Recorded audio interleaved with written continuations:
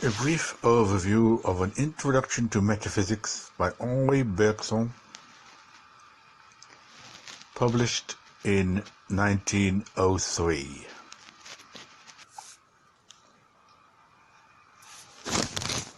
The principal ideas are that metaphysics is the science which uses intuition. Intuition is a kind of intellectual sympathy by which one understands an object by placing oneself within it. Intuitive knowledge is superior to analytic knowledge, for intuitive knowledge is both absolute and perfect, while analytic knowledge is relative and imperfect. Science depends on symbols and employs the analytic method. Consequently, science deals with classes rather than with individual objects. It can grasp time, motion, change, and the self only by reducing the fluid to the static. Intuition, on the other hand, reveals reality as a changing, restless flux, a kind of creative mobility that can never be understood by the use of static concepts. This famous essay first appeared in the Revue de Metaphysique et de Morale in January 1903. It has been translated into many languages and constitutes what many philosophers consider to be the best introduction to Bergson's philosophy. Strictly speaking, the title is misleading. The book is not an introduction to metaphysics, but rather an introduction to the method of metaphysics, which is intuition. While there is a close relation between Bergson's view of the world and his conception of the intuitive method, the emphasis in this book is predominantly on the latter. Metaphysics, in fact, is defined by Bergson as the science which uses intuition. Neither the term intuition nor the conception of a direct and immediate way of knowing objects was original with Bergson. A number of rationalists had used the word to describe the awareness of certain basic notions which exhibit a kind of transparency as to their truth and are commonly spoken of as self-evident. The mystic has often described the culmination of his mystic experience in which he sees God face to face as an intuitive experience. Many philosophers have recognized, as Bergson did, the need for a direct as well as an indirect way of knowing, and have variously characterized intuition as acquaintance, sensation, introspection, instinct, feeling.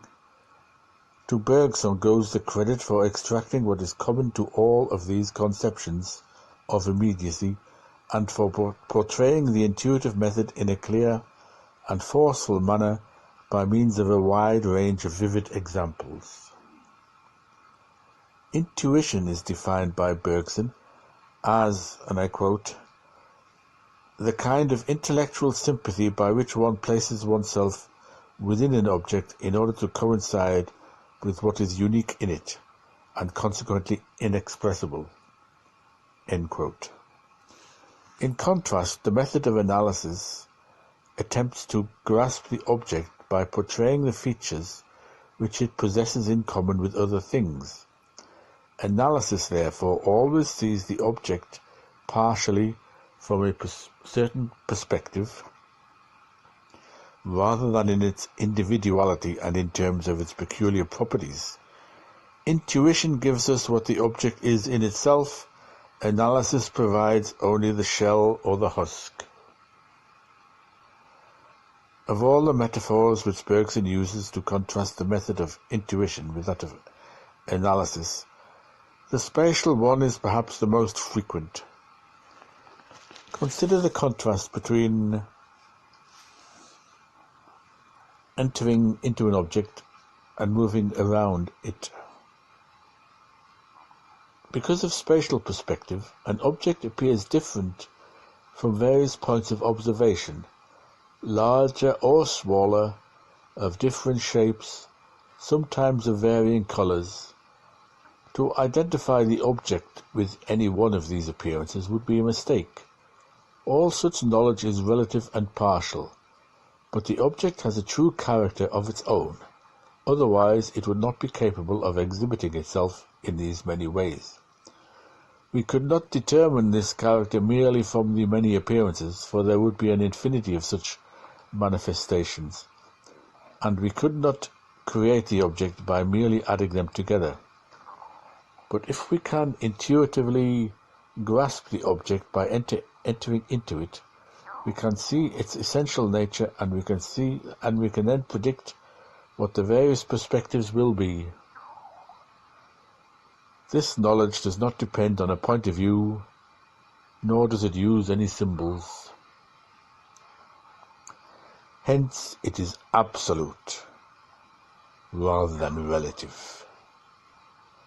Bergson illustrated the difference between intuition and analysis by examining the two methods by which we come to know a character whose adventures are portrayed in a novel. After the author has portrayed the hero through his speech and behavior, we feel that we understand him. But this knowledge is superficial and unreliable unless we can succeed at some time in identifying ourselves with him. Unless we become the hero and experience his feelings and drives. Once we have done this, we can see that his speech and behavior flows naturally from his personality. We are able, having seen him from the inside or absolutely, to account for his actions relative to varying situations. Having grasped his unique nature, we are able to recognize what he has in common with other people, what may be known of him through descriptions, symbols, and analysis. Intuitive knowledge, according to Bergson, is not only absolute but perfect, whereas analytic knowledge is imperfect. Try to ascertain what the inner meaning of a poem would be by examining its translations into all possible languages, each with its own shade of meaning, each correcting the other. The individual translations would be only symbolic representations and could never add up to the true meaning of the poem. They would all be imperfect because partial, and even their sum could not give the intended meaning. Analysis and intuition are the respective methods of positive science and metaphysics. Science works with symbols, words, numbers, diagrams, graphs. It makes comparisons between forms. It reduces complex forms to simple ones. It deals with classes of things, not with the individual objects. Metaphysics, on the other hand, attempts to grasp the world without any expression, translation, picture, model, or symbolic device. It is the study which claims to dispense with symbols. From the many illustrations which Bergson gives of the contrast between the intuitive and the analytic methods, there may be selected for special emphasis. 3 may be selected for special emphasis. They are to be found in our knowledge of the self, of duration, and of intuition. I'll start again. These are to be found in our knowledge of the self, of duration, and of motion. According to Bergson, as I first look at myself, I see 3 things: a series of perceptions of the external world, a group of memories which adhere to the perceptions, and a crowd of motor habits or urges. But as I examine these elements more carefully, they seem to recede from my true self, which begins to take on the character of the center of a sphere with the perceptions, memories, and tendencies radiating outward toward the surface. The self which I discover here is not like any flux that I know, since these successive stages merge into one another, each retaining something of what has just passed, and each giving a hint of what is still to come. It is not like a series of discrete elements, but more like the unrolling of a coil or the rolling up of a thread on a ball, or it can be compared to a spectrum of colors with insensible gradations from one hue to the next. But none of these metaphors is quite adequate. The spectrum, for example, is something which is ready-made, while the self is a living, growing, developing being, with retentions of what has taken place in its past existence and expectations of what is to come. The inner life of the self has a variety, continuity, and unity, yet it is not merely the synthesis of these, for they are themselves abstract and static concepts, while the self is characterized by mobility. Both empiricists and rationalists miss the real self, for they try to find it in its manifestations, which they mistake for its parts, not realizing that these are really partial expressions of a total impression obtained through intuition. The empiricist can find in the personality nothing but a series of psychical events, which he calls states of the ego. But the ego eludes him because he has only a very confused notion of what it is that he is looking for. He is seeking an intuition, but he is using in this search for the method of analysis, which is the very negation of it. However closely the states are joined, and however thoroughly the intervals are explored, the ego escapes. We might as well conclude that the Iliad has no meaning because we fail to find it in between the letters of which it is composed. Rationalism is no more successful. It too begins with the psychical states, but it realizes that the unity of the personality cannot lie merely in the series of percepts, images, and feelings. Hence it concludes that the self must be something purely negative, the absence of all determination, form without content, a void in which shadows move. Small wonder that the rationalist finds it hard to distinguish Peter from Paul. If the ego itself is devoid of determination, the individual self must be also.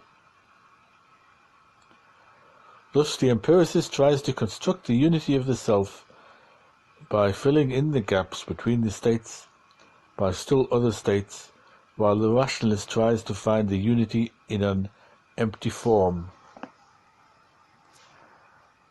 The empiricist reduces the string of beads to the unstrung beads, the rationalist to the unbeaded string. Both lose the reality with which they began. What is needed is a new empiricism which will define the self through an intuitive examination of the self.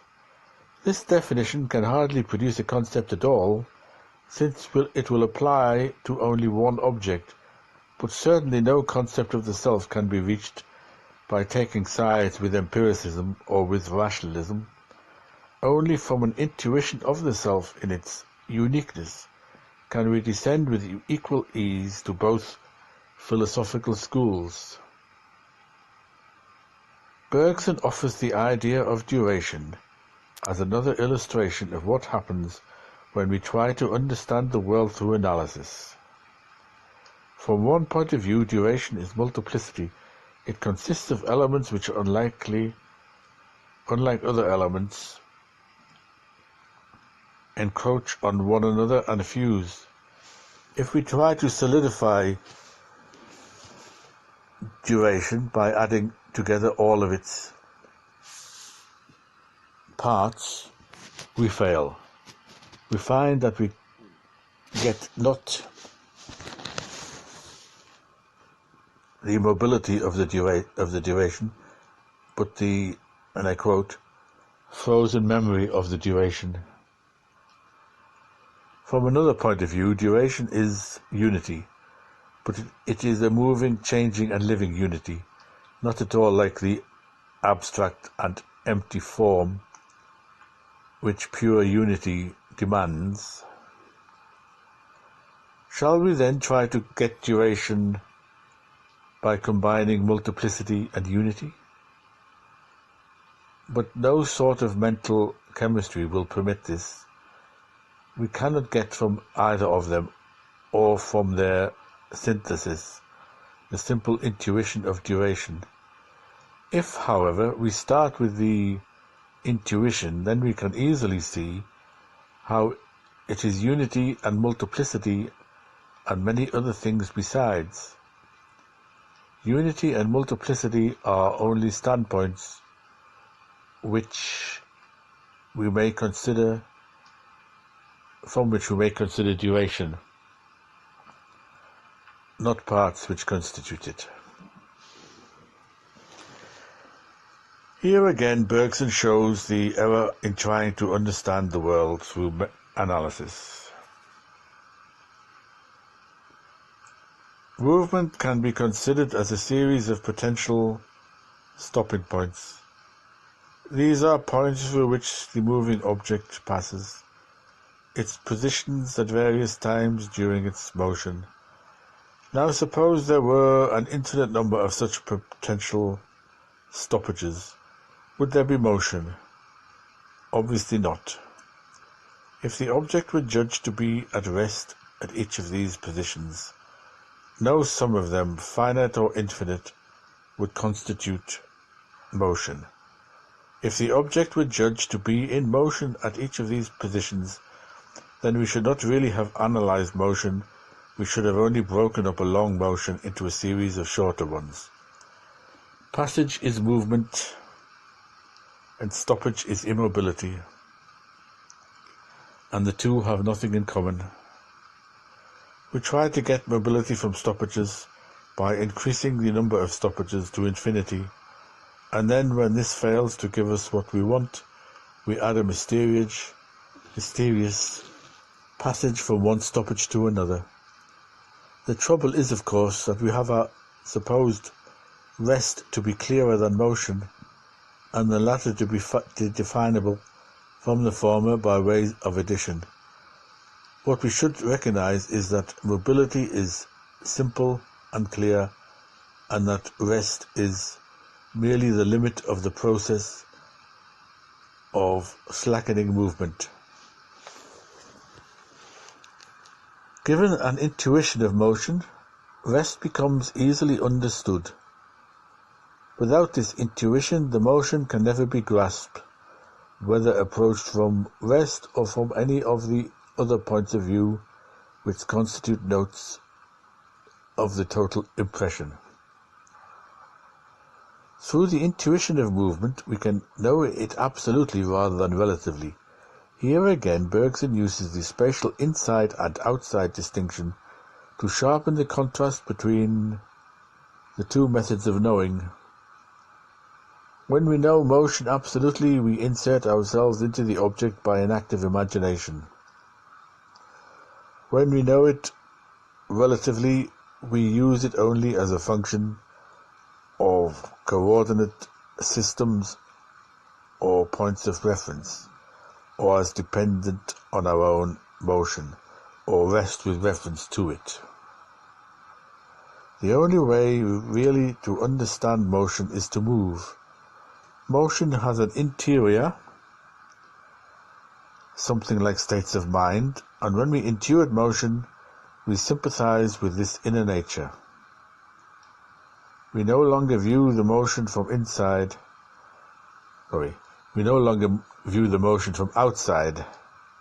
remaining where we are, but from within where the movement really is. Bergson admits that there are certain difficulties in accepting the intuitive method. Two of these may be mentioned. One difficulty is that the adoption of the intuitive method requires a change in our ordinary habits of thinking. When we try to understand an object, we customarily pass from the concept to the thing rather than the reverse. Now, concepts are abstractions and generalizations. They portray only what is common to objects, not what is peculiar to them. If then we try to capture an object by putting concepts together, we are doomed to failure. For a concept can only circumscribe around an object a circle which is too large and does not fit exactly. Realizing this in the case of any one concept, we add another concept, which is also too large, but which partially overlaps the previous circle, and thus cuts down the area within which the object is to be found. Then we continue the process to infinity, confidently believing that we shall finally reach an area so small that it will contain only the object, will characterize it uniquely, and thus will coincide with it. But while the area does not coincide with the properties, it does not coincide with the object. The identity of the properties and the object can be grasped only if we start with the object, not if we start with its properties. If we know the thing, we can understand its properties, for from a unity we can proceed to the various ways of viewing that unity. But once the unity has been divided into many symbolic expressions, it can never be restored. There will ever remain a gap between the object, which is a unique member of a class, and the class of which object is the only member. To avoid this predicament, we have only to reverse the usual methods of thinking. Instead of starting with the concepts and trying to get objects, we should start with intuitively grasped objects and then proceed to symbolize their aspects and properties. Only in this way can inconstant concepts be harmonized, and only in this way can concepts be molded to fit their objects. A second difficulty in accepting the intuitive method is that it seems to displace science and render all of its conclusions worthless. But Bergson cautions against this inference on the grounds that both science and the analytic method have an important practical role to play. To illustrate, let us return to the concept of motion. We saw that motion cannot be grasped in its essence by thinking of it as an infinite series of positions occupied by the moving object. But now suppose we wish to stop a moving object, as we might well wish to do for certain practical reasons. It will then be very important for us to know where the object is at this precise moment. Science, by the analytic method, can provide us with this information. Indeed, the need for this kind of information accounts for the exactness and precision of science, for its well-defined concepts, for the method of inductive generalization which it so effectively employs. Through the centuries, increased emphasis on the techniques of logic has brought about great improvement in the scientific method. This, in turn, has increased our control over the world, but we do not thereby penetrate deeper into the heart of nature.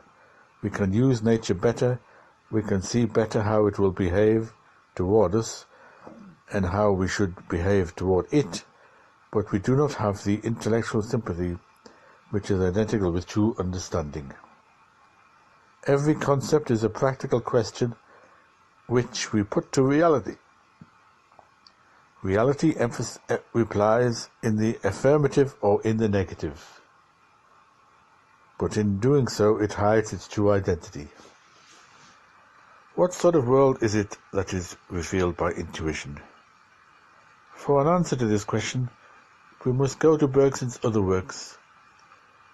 Here he states only a few conclusions which can be drawn.